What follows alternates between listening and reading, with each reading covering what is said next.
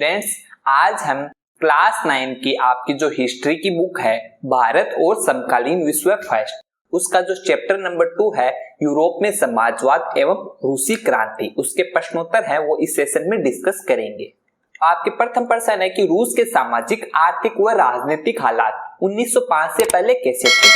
तो रूस में जो सामाजिक, आर्थिक और राजनीतिक हालात थे 1905 से पहले जनसाधारण मतलब लोगों के लिए बहुत ही बुरे थे। किस प्रकार से बुरे थे वो हम इस प्रश्न में देखेंगे। सामाजिक हालात, सामाजिक स्तर पर क्या थे, जो मजदूर थे वो विभाजित थे, मतलब मजदूर थे वो अलग अलग कैटेगरी में डिवाइड किए गए थे, मतलब विभाजित किए गए थे। बहुत से मजदूर स्थायी रूप से शहरों में बस गए क्योंकि गांव में रहना उनके लिए मुश्किल होता जा रहा था, तो बहुत से मजदूर थे वो कहां, शहरों में बस गए थे। उनमें योग्यता और दक्षता के स्तर पर भी काफी फर्क था। औरतों को पुरुषों से कम वेतन मिलता था, मतलब औरतें थी और पुरुष थे वो फैक्ट्री में साथ काम करते थे और उनका टाइम हावर था वो भी बराबर था, परंतु उनका जो वेतन था वो पुरुषों की तुलना में 300 या आधा ही मिलता था।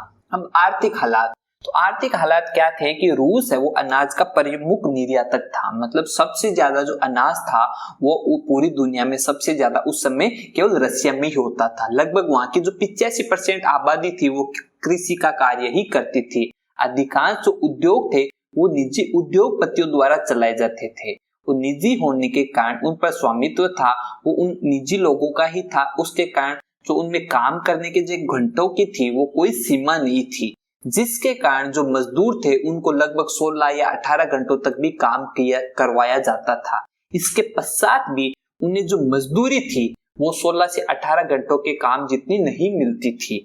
इससे वहां पे क्या हुआ था, एक तो भ्रष्टाचार है वो भी बढ़ता जा रहा था और इसी के साथ जो मजदूर थे उनका शोषण हो रहा था। ये वहां के आर्थिक हालात थे।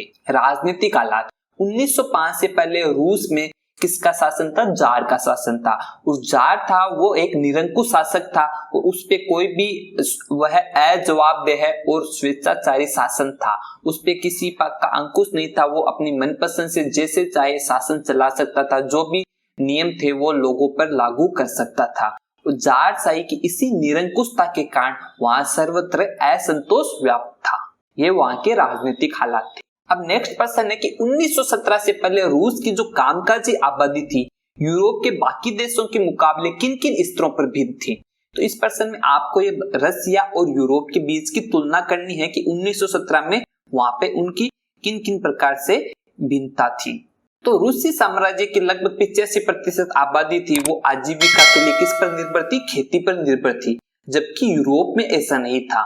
वहां पे देशों में खेती पर आश्रित जो जनता थी वो लगभग 40 से 50% जनता ही थी जो खेती पर निर्भर करती थी। अब रूसी साम्राज्य के जो किसान थे वो अपनी जरूरतों के साथ बाजार के लिए भी अन्न उगाते थे, जबकि अधिकांशतः यूरोप में ऐसा नहीं था। यूरोप में लगभग 40 से 50% लोग ही थे जो खेती का कार्य करते थे और उन्हीं में भी जो किसान थे वो केवल ज्यादातर अपने स्वयं के लिए ही खेती करते थे, ऐसा नहीं करते थे कि वो बाजार में उसको निर्यात करने का कार्य करते थे। जबकि रसिया में जो किसान थे वो अपनी जरूरतों के साथ बाजार में भी अपने अनाज का एक्सपोर्ट किया करते थे। रूस के उद्योग थे वो कम थे, मजदूर भी कम थे, जबकि यूरोप में ऐसा नहीं था। यूरोप में अन्य देशों की तुलना में मजदूरों की संख्या थी वो अधिक थी। रूस के किसान थे वो स्वाभाविक रूप से समाजवादी भावना वाले लोग थे और जबकि यूरोप में बाकी देशों में ऐसा नहीं था। रसिया के जो लोग थे वो अधिकांश लोग थे वो समाजवादी भावना के लोग थे। किसान वर्ग लगभग ये मान सकते हैं कि अधिकतर जो किसान थे वो भी समाजवादी भावना वाले ही लोग थे, जबकि यूरोप में ऐसा नहीं था। वहां उदारवादी या हम कह सकते हैं कि साम्यवादी लोग भी थे। नेक्स्ट प्रश्न है कि 1917 में जार का शासन क्यों खत्म हो गया।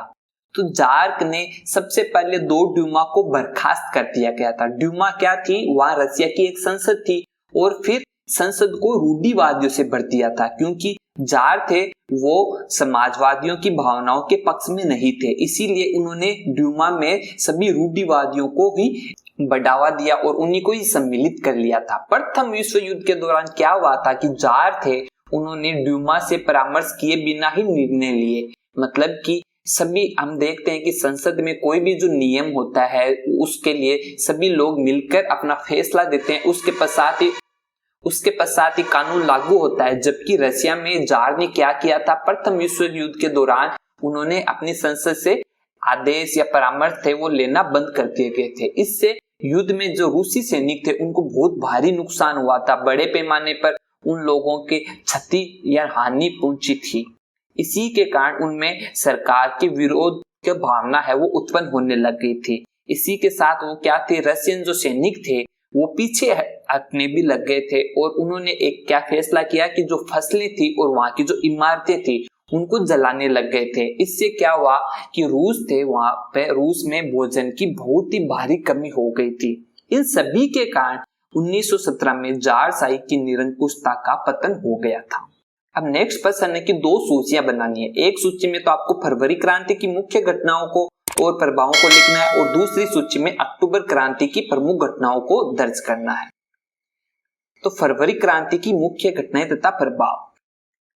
22 फरवरी 1917 को क्या हुआ था कि नेवा नदी के दाहिने किनारे की एक फैक्ट्री में तालाबंदी कर दी गई थी।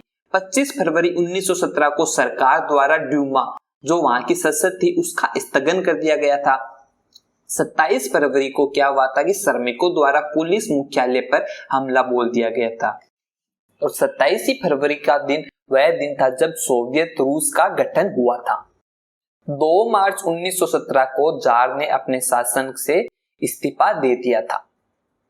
फरवरी क्रांति में वैसे तो कोई राजनीतिक दल सबसे आगे नहीं था, परंतु इसका जो नेतृत्व था स्वयं लोगों ने ही किया था और इसमें मुख्य भागीदारी महिलाओं ने निभाई थी। और इस प्रकार सोवियत इतिहास में एक महत्वपूर्ण स्थान है वो प्राप्त किया और ट्रेड यूनियनों की संख्या है उसमें भी वृद्धि हुई थी। तो ये फरवरी क्रांति के मुख्य प्रभाव थे। नेक्स्ट, अक्टूबर क्रांति की घटनाएं और प्रभाव। 16 अक्टूबर 1917 को क्या हुआ था, सोवियत द्वारा एक सैन्य क्रांतिकारी समिति है वो नियुक्त की थी और इसके पश्चात 24 अक्टूबर को अस्थायी सरकार के खिलाफ विद्रोह शुरू हो जाता है। विद्रोह शुरू होने के कारण साथ ही सैन्य क्रांतिकारी समिति थी वो रात में शहर को नियंत्रित करती थी और मंत्री थे वहां के वो सभी आत्मसमर्पण करते जा रहे थे। इसी प्रकार इसी के साथ ही वहां पर 24 अक्टूबर को बोल्शेविकों ने सत्ता है वो हासिल कर ली थी। और बोल्शेविक किसके पक्ष में थे, समाजवादियों भावना वाले लोगों के पक्ष में थे। अक्टूबर क्रांति का जो नेतृत्व था मुख्य रूप से लेनिन और उनके अधीनस्थ ट्रोट्स्की ने किया था और इसमें इन नेताओं का समर्थन करने वाली जनता है वो भी शामिल थी। इसने बोल्शेविकों के मार्गदर्शन में सोवियत पर लेनिन के शासन की शुरुआत है उसको चिन्हित किया था। अक्टूबर क्रांति के साथ ही सोवियत रूस पर जो बोल्शेविक या समाजवादी भावना वाले लोग थे उनकी सरकार का निर्माण शुरू होने लग गया था। नेक्स्ट प्रश्न है कि बोल्शेविकों ने अक्टूबर क्रांति के फौरन बाद कौन कौन से प्रमुख परिवर्तन किए। तो बोल्शेविकों ने अक्टूबर क्रांति के तुरंत बाद निम्नलिखित परिवर्तन किए। क्या क्या किए थे कि अधिकतर उद्योग और जो बैंकें थी उनको राष्ट्रीयकृत कर दिए और उनका जो स्वामित्व व प्रबंधन था सरकार के नियंत्रण में आ गया था। इससे पहले क्या था, जो निजी संपत्तिधारी थे उन्हीं के पास उद्योग और बैंकें उन्हीं के नियंत्रण में हुआ करती थी, परंतु जब भी बोल्शेविक सत्ता में आए तो उनका जो नियंत्रण था वो सरकार के पक्ष में ले लिया था। भूमि को सामाजिक संपत्ति घोषित कर दिया गया और किसानों को अभिजात वर्ग की जमीनों पर नियंत्रण करने का अधिकार दिया गया। इससे पहले क्या था, अक्टूबर क्रांति से पहले वहां की जो भूमि थी वो केवल निजी संपत्ति धारकों के पास ही थी, परंतु जब भी ये बोल्शेविक सत्ता में आए तो उन्होंने भूमि थे उसको सामाजिक संपत्ति घोषित कर दिया और जो किसान थे उनको भूमि है वो प्रदान करना शुरू कर दिया था। शहरों के जो मकान मालिकों के थे उनके लिए तो पर्याप्त हिस्सा छोड़ दिया और बाकी जो उनके पास बहुत सारी जमीनें थी तो उनसे जमीनें लेकर जो भी जिन परिवारों के पास भी घर नहीं था उनको घर दिया गया था। नेक्स्ट है कि अभिजात वर्ग द्वारा पुरानी पदवियों के इस्तेमाल पर भी पाबंदी लगा दी गई थी। सेना और सरकारी अधिकारियों के लिए नई नई वर्दियां है वो बदल दी गई थी और बोल्शेविक पार्टी का नाम बदलकर रूसी साम्यवादी पार्टी कर दिया गया था और अखिल रूसी सोवियत कांग्रेस को देश की संसद का दर्जा दिया गया। अब यहाँ पे देश की संसद कौन बन गई थी, अखिल रूसी सोवियत कांग्रेस। और रूस है वो अब एक दलीय राजनीतिक व्यवस्था वाला देश है वो बन गया था। इसी के साथ जो ट्रेड यूनियंस थे उन पर भी पार्टी का नियंत्रण हो गया था और जो गुप्तचर पुलिस थी वो इनकी जो आलोचना करते थे उनको दंडित करने का कार्य भी किया करती थी। अब नेक्स्ट प्रश्न है कि निम्नलिखित के बारे में संक्षेप में लिखिए। कुल्लक। कुल्लक कौन थे? जो सोवियत रूस था उसके सबसे अमीर किसान थे। 1927 से 28 तक सोवियत रूस के कस्बों को अनाज की आपूर्ति की समस्या का भी सामना करना पड़ा था।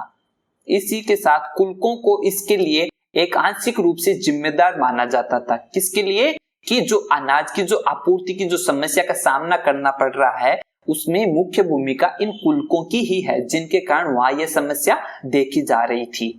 साथ ही आधुनिक खेतों को विकसित करने और उन्हें औद्योगिक लाइनों के साथ चलाने के लिए स्टालिन के नेतृत्व में पार्टी ने सोचा कि इन कुल्कों को खत्म करना आवश्यक है।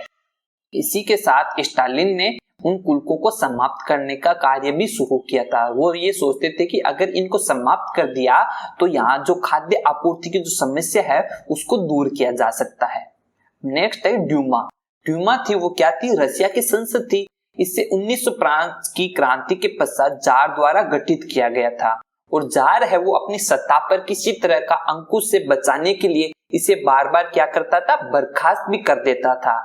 उसने प्रथम ड्यूमा थी उसको तो 75 दिनों के भीतर ही समाप्त स्थगित कर दिया था और दूसरी ड्यूमा को 3 महीने के भीतर ही बर्खास्त कर दिया था और तीसरी ड्यूमा में उसने रूढ़िवादी राजनेताओं को उसमें स्थान दे दिया था। समाजवादियों को उससे ड्यूमा से बाहर निकाल दिया था। नेक्स्ट है 1900 से 1930 के बीच महिला कामगार। जो फैक्ट्री थी उनमें मुख्यतया 31% थी वो महिला कामगारों का योगदान था, परंतु फिर भी उन्हें पुरुष श्रमिकों से कम मजदूरी मिलती थी, जबकि उन्हें जो वर्किंग टाइम था वो पुरुषों के बराबर ही करना पड़ता था। अधिकतर जो फैक्ट्रियां थी उनमें पुरुषों की मजदूरी का आधा या 3/4 ही दिया जाता था। मतलब कि अगर आप किसी पुरुष मजदूर को पैसे दिए जाते हैं 1000 रुपए तो महिला कामगारों को कितने पैसे दिए जाते थे? या तो 750 रुपए या 500 रुपए ही महिला कामगारों को दिए जाते थे। इसी कारण उन्होंने विद्रोह में पुरुषों का भी साथ दिया था और 23 फरवरी 1917 को कई फैक्ट्रियों में महिला कामगारों ने हड़ताल कर दी थी। हालांकि दिलचस्प बात यह है कि फरवरी क्रांति के दौरान जो हड़तालों का जो नेतृत्व था वो महिला श्रमिकों ने ही किया था। नेक्स्ट प्रश्न है उदारवादी। उदारवादी कौन थे? रूस के जो उदारवादी वे लोग थे जो ऐसा देश या राष्ट्र चाहते थे जिसमें सभी धर्मों को बराबर सम्मान मिले, अर्थात जो सरकार के खिलाफ व्यक्तिगत अधिकारों की रक्षा करेगा, वही उदारवादी लोग थे। यद्यपि जो उदारवादी थे वो एक निर्वाचित संसद शासन प्रणाली भी चाहते थे। उनका मानना था कि वोट देने का अधिकार केवल पुरुषों को ही होना चाहिए, वो महिलाओं के वोट देने के पक्ष में नहीं थे। इसी के साथ वह ये भी चाहते थे कि वोट देने का अधिकार केवल उन्हें ही हो जो संपत्ति धारक पुरुष हो, उन्हें ही वोट देने का अधिकार होना चाहिए। वो मजदूरों के वर्गों के लिए वोट देने के पक्ष में नहीं थे।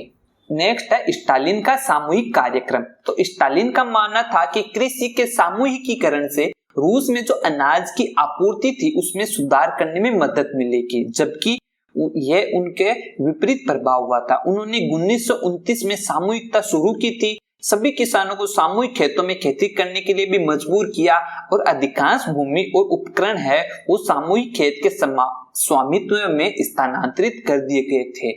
इसी के साथ जो कई किसान थे उनके इस प्रयासों का विरोध भी किया था, क्योंकि वो सामूहिक खेती के पक्ष में नहीं थे, इससे उन्हें नुकसान हो रहा था। इसका विरोध उन्होंने पशुओं को समाप्त करना स्टार्ट भी किया था। सामूहिकता से वांछित परिणाम है वो नहीं आए। स्टालिन ने सोचा कि वहां की जो खाद्य आपूर्ति की समस्या है वो सामूहिकीकरण से दूर हो जाएगी, जबकि ऐसा कुछ भी नहीं हुआ था, वो समस्या और बढ़ गई थी। Thank you so much.